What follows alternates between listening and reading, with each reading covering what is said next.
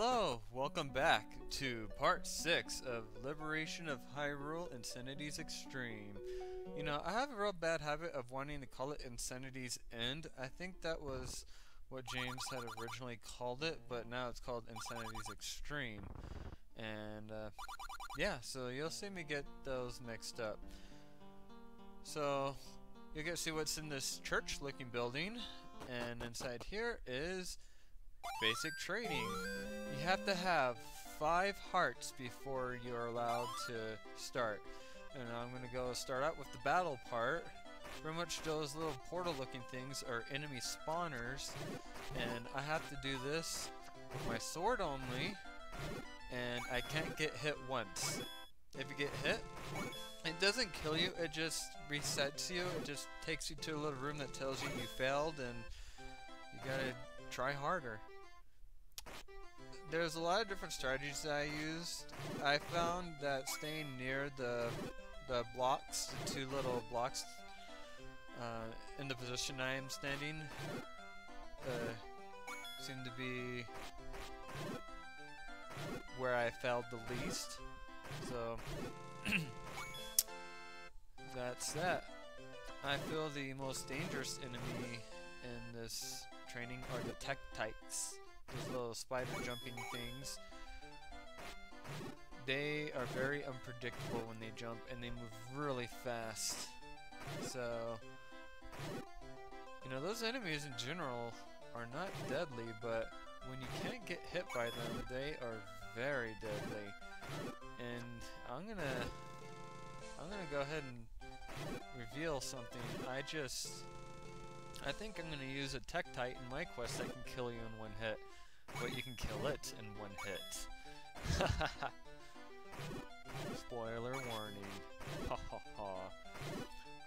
I'm still working on my quest, however, I haven't been working on it as much as I was last year. It's because I've just been busier with other things, and I'm actually been playing another game that takes up a whole lot of time. And that's Monster Hunter 4 Ultimate Edition. That game requires some commitment, and I hadn't played a game that required that much commitment in years. But anyways, that battle is done. And now, back on track. The rest of these aren't as hard. I don't know why I skipped that. Oh! I know why. I did that one training in that one room. You'll see me do it, but I had forgotten to record myself. And you'll see me go back and do it. And do it successfully, but there won't be a heart container piece. So, I just forgot to do the recording to that one. This one's pretty straightforward. You just have to use the spikes, the damage to push you to the right direction. The main trick with this one as well is don't get greedy, don't try and get the fairies every time. In fact, that's what the old man tells you when you fell. This one is, don't get greedy with the fairies, just focus on the objective. And the fairies tend to stay for a while, so that's always good. You don't die when you run out of life, it just teleports you to the fail room. So you have to get a certain amount before you pass.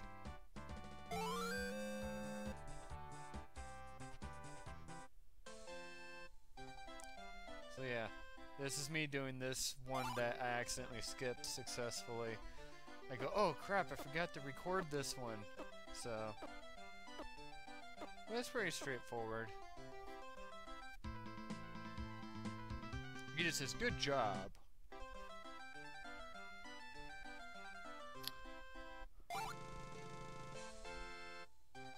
For those of you, this one, you know, is really hard, but because I did this with the first Liberation of Hyrule, I got pretty good at this candle walk. That's what I like to call it, the candle walk.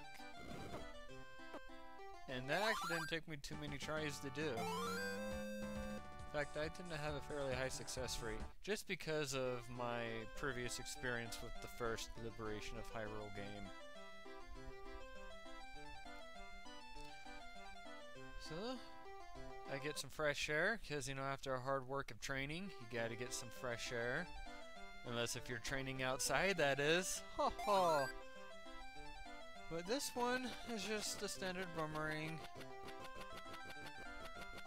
It's nothing fancy about this one. The only hard part is you have to be good at the side boomerang trick. And there's some angles that are hard for me to do on the keyboard, while there are angles that are pretty easy for me to do on the keyboard, so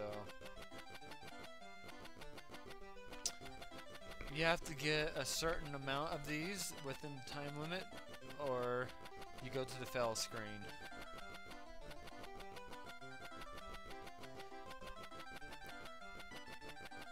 Nothing else to say about this one, but I felt this one was really well done.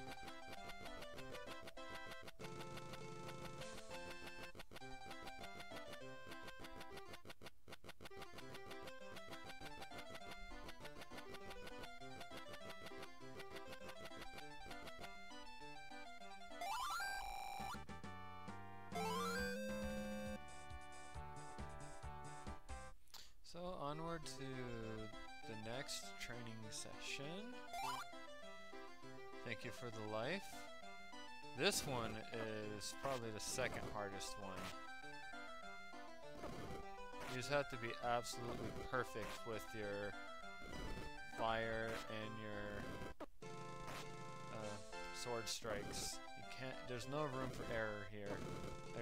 Well, there's a little error, but that was near flawless right there, and that's what you have to be in order to do that one successfully. And you really have to understand how to use the red candle with conveyor belts to be successful in that one. This one's a fun little one with the bow and arrow. Just be aware of the conveyor belt and the spikes on the end. If you touch the spikes, you fail.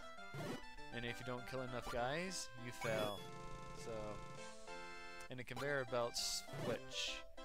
And you can see me almost hitting the spikes a couple times here.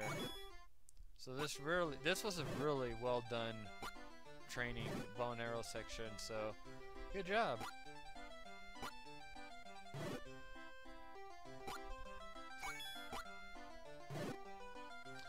So I get my final heart piece. Now I have 7 hearts all together. With 7 hearts, you'll see me go back and do the sword only section and complete Fortress 3 in the next part. So stay tuned to the next part. Ciao.